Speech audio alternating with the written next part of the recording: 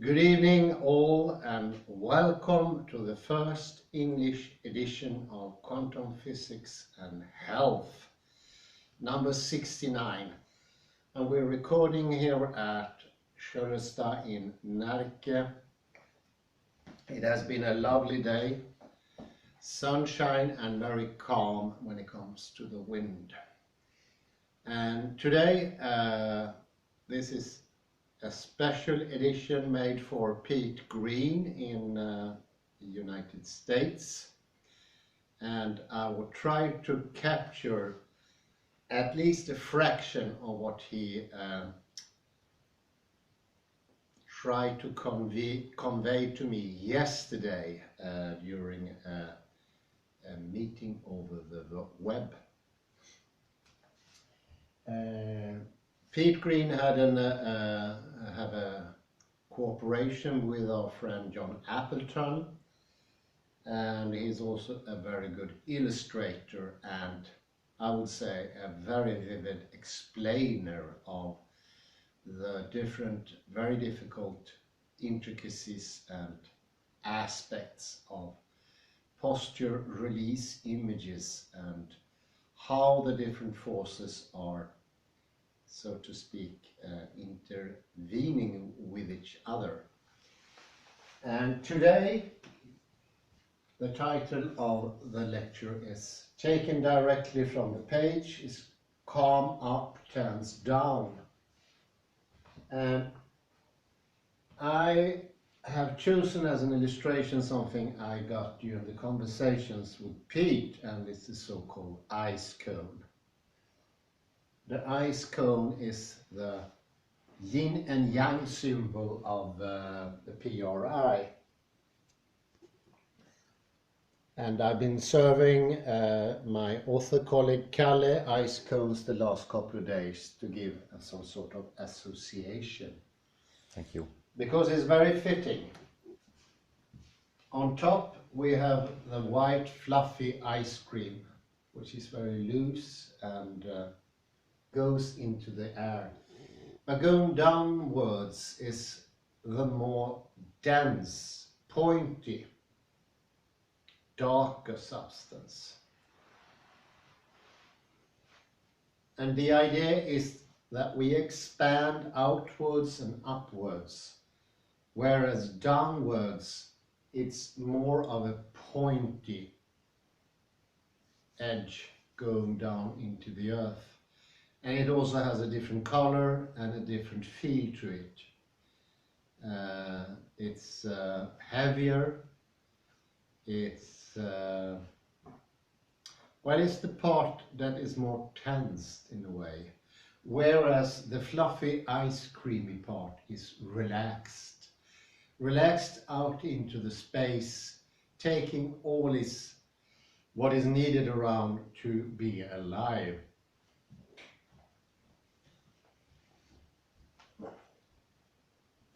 And the idea is to create a balanced system. So we leave the idea that some parts of this, especially the dorsal parts of the body, are too tense. And where we usually tense is the back part of the back, the shoulder blades, the lumbar region here. And when we come to front of the body, we tense here over the thighs, down to the knees, into the shin, and the upside of the feet. Those are areas that needs less tension.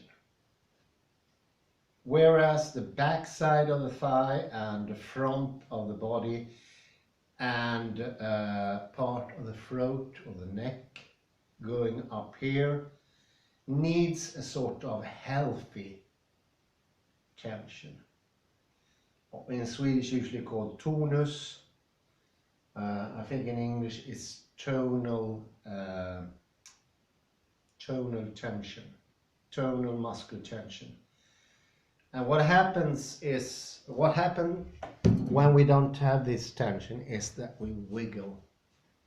So I overly tense the back side of my thighs or the front side of my thighs, gives two opposing effects. One is more natural and gives me a healthy balance, whereas the other one pulls me out of balance.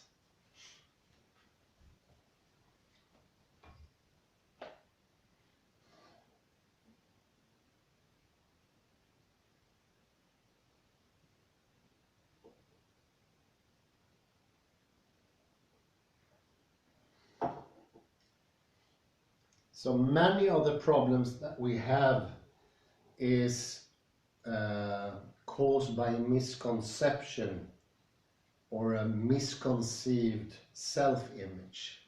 We have earlier, when we were in the other part of Sweden, Jonsered, we did discuss body map, that our whole body is a construction in our mind which has neural capacity and the capacity to perceive and be real, but is also moldable. And the idea is to use sort of imagery like the ice cone to help ease up and make a change.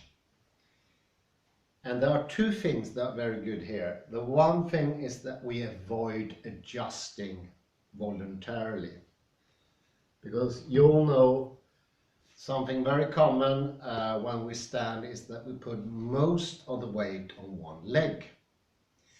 And I noticed myself it's impossible to adjust by willpower. If I try to force my leg, my left leg usually has less weight. If I try to force my left leg to take more weight, I usually end up being more tense than I was before. So what the imagery does instead, it goes to the right hemisphere. And the effect is indirect, is not immediate.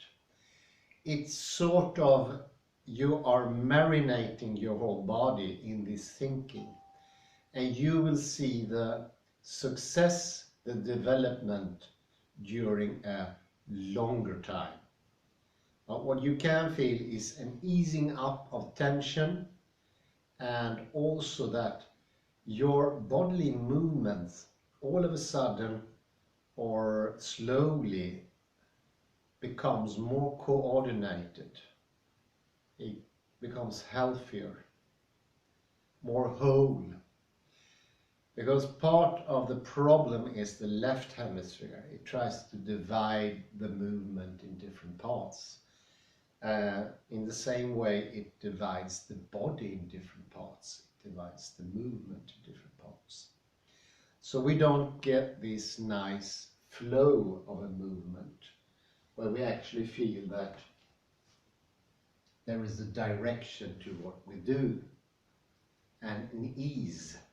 This ease is especially important, because if we don't have this ease of movement, we try to force ourselves and use sheer willpower to get out of a chair in this usual manner, often described as a heavy pull down of the neck and the head, going downwards, and you go downward and up. And this is a way of forcing yourself up. It's not a nice movement to make. It doesn't feel light. Whereas you have an imagery where you both have the tip, the edgy part of the ice cone going down to the sit bones, making you solid to the earth and being able to be balanced and safe in that position, supported, I think it's the better phrase. When you feel the ice cone, the sit bones, you are fully supported, but at the same time do the paradoxical and take in the expansion. We are speaking now of the ice cream of the ice cone.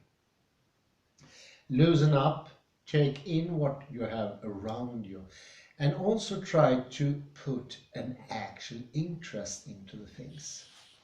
Because it shouldn't be a forced interest, it should be something that comes from yourself. And remember, children, they have a natural interest in everything that is around them. Whereas adults usually only look for a few things. It's a little bit like the alcoholic and the bottle. An alcoholic only looks for the bottle. He doesn't care about furniture, flowers, pictures, or different varieties of scenes. He doesn't care. He's not interested. He's a single-minded person. And then there is no perception of reality in the same way, because it has to be a genuine interest from yourself.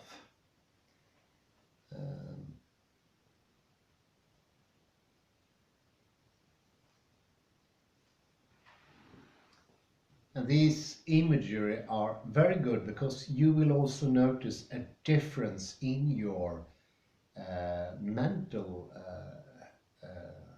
so to speak, mental habits. And it's like broadening of your perspective. You're not as limited in your ideas, not as prejudiced, not as inskränkt. Whereas normal people only take an interest maybe in the bottle, as I said before, or football. Everything has to be something with football. And whereas Stockholm, people were completely upset about the coming game between Bayern and Djurgården. And you saw these t-shirts everywhere and you saw people singing. It's like one sort of one-sidedness. Whereas it's better to broaden the perspective and take in different things in the environment, because as soon as you only have one thing that interests you, you have a sort of single-mindedness. So it's better to broaden the whole thing. And of course I can't really be interested in furniture, but I can find things, for instance in this candelabra, that's interesting. You can use my imagination and think, this is sort of a copy from a 18th century candelabra, but it's not from that time period. It's obvious in a way because it's more modern. It's not as elegant. And already the interest is starting. You can always start an interest in different things. And when you get interested, you get broadened.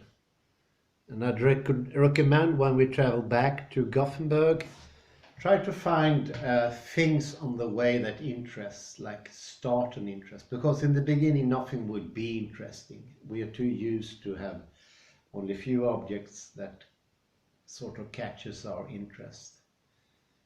Because I think that's an important aspect. I was just discussing that on the phone, that often you hear from Alexander teachers, take in your environment, but you need to have a genuine interest, because that is the interest like the child has that opens you up. And when you open up and you're interested and you feel enlivened in your life, it's easier to get up. You don't need to, it's not as strenuous. And that is always a gradual development. It's not a perfect movement, never. It's going to get a little bit better and very often a little bit worse. But on the main part, it goes to the better.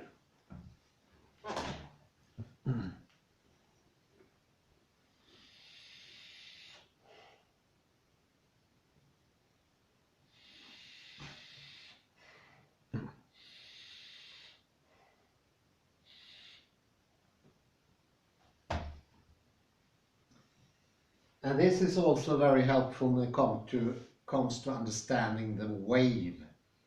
We earlier mentioned that there is a wave when we move, a wave movement. A little bit like the cobra in the yoga movement.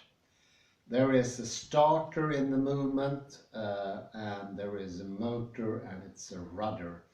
It's a three-part thing, just as you could find in a serpent or a snake or something like that. And this basic structure also hold valid for our as bipedals, stand up. It doesn't look the same way as it does in a quadruped animal or an animal with no legs at all, like a snake. But the movement we can help with imagery. And one of those imageries I've shown before, I think, is the person with the big snout. And I've been trying that one for a couple of months now, and now it starts to grow on me. And this is a transference, how a snake moves onto a human being. Here you can see how the snake-like creature has a downside and an upside, which is clearly differentiated. Whereas in us, it's different to see. And there's also tail added and a snout.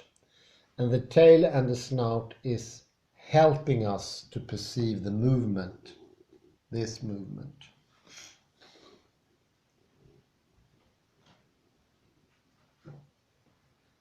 And the movement has its filled parts. You can compare that to a balloon. When you have a big balloon and you press it in some part, you get a condensed part where the wave is not as strong. Whereas when you press, you get stronger parts in the other sections. So what you need is a more balanced situation to get this nice movement. And I especially can observe this when it comes to fine marathon runners. They have a very, very nice flow, which is often mentioned in Swedish as de har en skön flykt.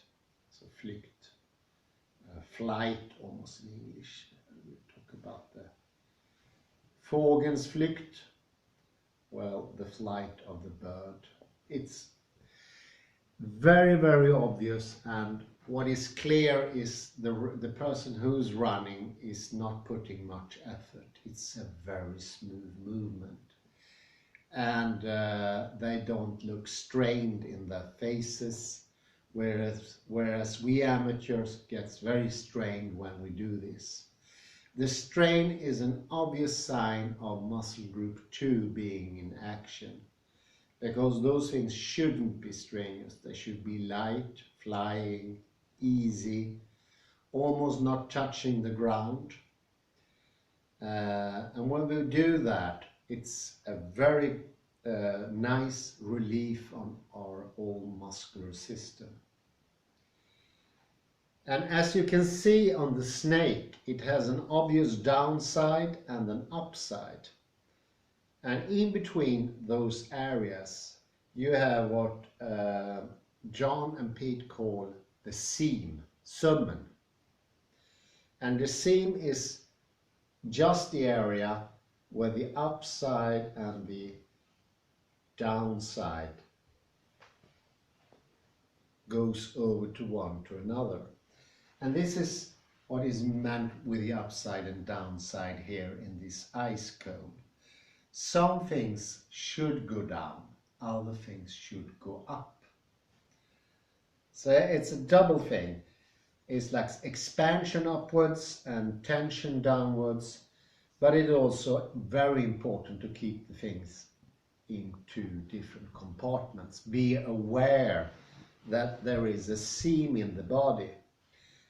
And oddly enough, this actually has a word in many languages. It doesn't in Western languages where we don't care much about the body. But I can very schematically show you how the seam goes. It goes on this part of the arm and goes downward here, and it sort of take this path, and then it separates the legs, back side and front side. Just to put that image in your mind will help you ease up the tensions and also help the wave to get stronger. And you can get this very, very clear force in your movement. And this force is not hard, is not harsh, but is very, very lenient and soft. So, sort of to round the whole thing up, we need support. The support comes from the ground. So please think of our bodies going down, rather sharp down to the ground, and that being dark. But whereas upwards we have this expansion, we take in the space. We had a very good example today when we went to this big mountain, Konst på hög, Kvarntorpshögen, and we get this incredible feel of expanse, of relief, of taking in space. So that, I think, should be the ice cone. We should do something practical as well. I could put in a little pause there. So we should do an exercise, and for this thing I took the liberty to borrow my co-author to the book, Kalle Lundahl, who's sitting here by me. And we'll see if we can sort of combine the ideas of expansion we trained before, both in location in different areas where we, so to speak, get a very intense perception of space surrounding us, and helping ourselves relate in our head where those things are. And I think we start this exercise with having Kalle stand for a while. And could I ask you just to stand up for a bit? And you can place yourself to the left of the chair so you'll be fully visible. And just stand normal, maybe a little bit closer to the chimney. So I can get you as a whole into the picture.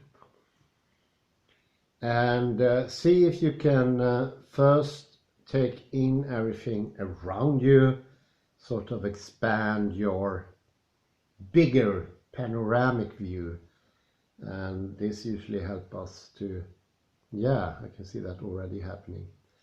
Expand over the chest and over the backside. And you can let your fingers go, they don't need to be tense like that. And those are the little indicators that help to open up.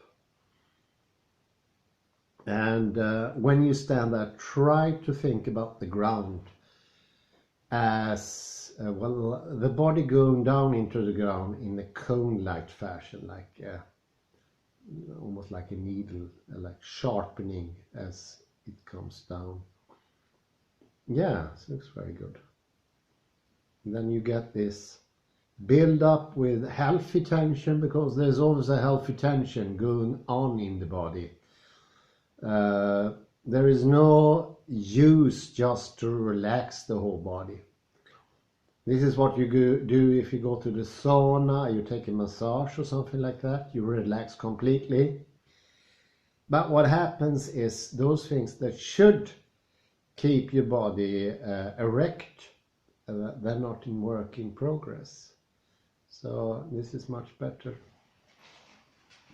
And I just see if we can see if the neck is free, and yes, like this. And you can think the neck being free, having a smile, and the head going up and forward, and also your back lengthening and widening. And this is what I saw already when we were filming here. There was a widening going on directly when you start thinking about the environment. And this always happens. You need to think something completely different, being able to tense instead of expanding.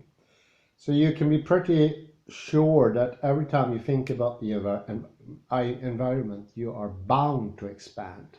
This is inevitable. And you have a very nice expansion going on now, but see if you can get in the other part of the nice ice cream, and that is the cone. Give it a try, Kalle. No, it's no stress, but just think you can add this idea of the expansion going into something a bit darker. Maybe you can fathom a dark blue color, and that dark blue color goes into the ground, and you get grounded, supported. You get supported from what is beneath you, and you will feel that your feet get more, in a way, firmly connected to the ground. And the forza della terra, well, the power coming from beneath.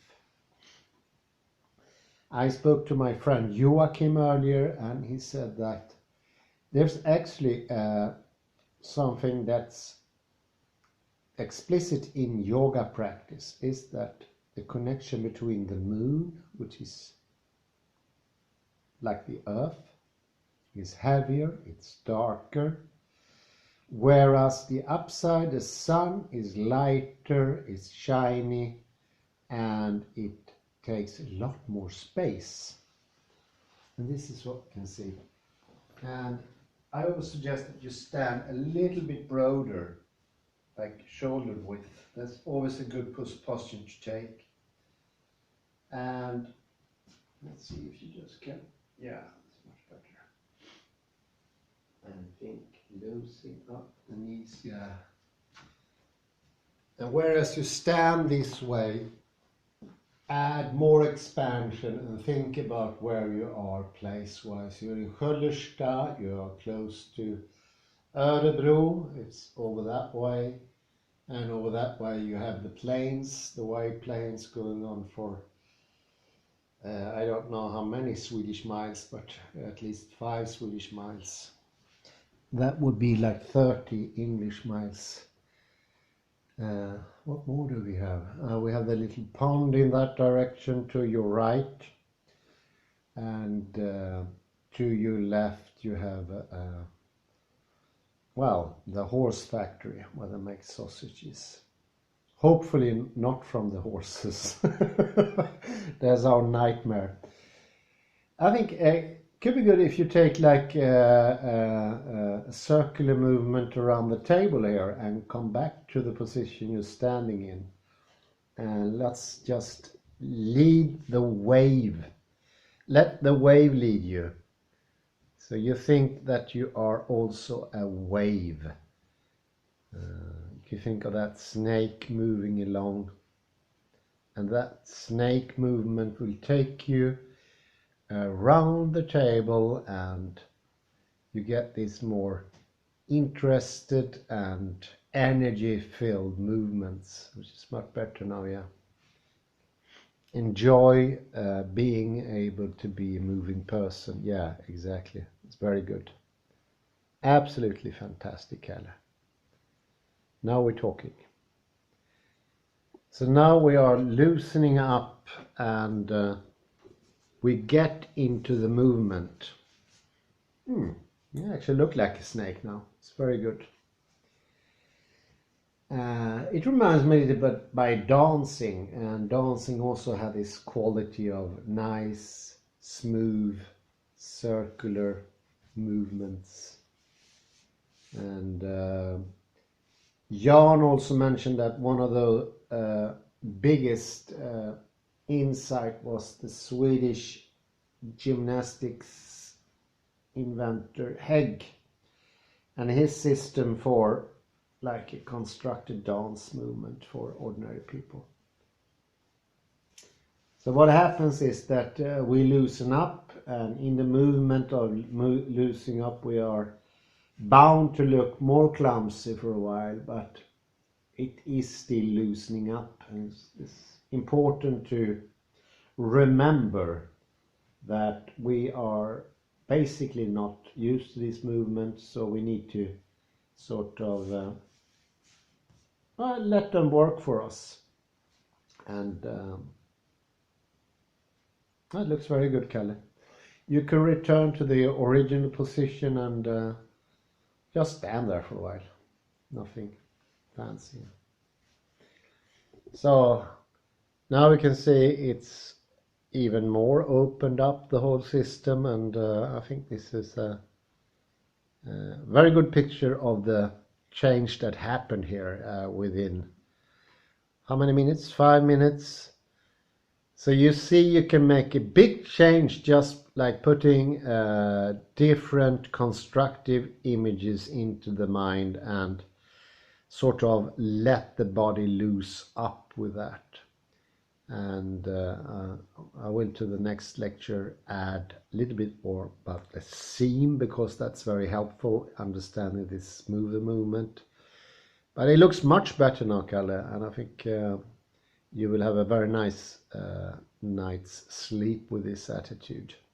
Thank you very much, and bye bye, P. Cheers.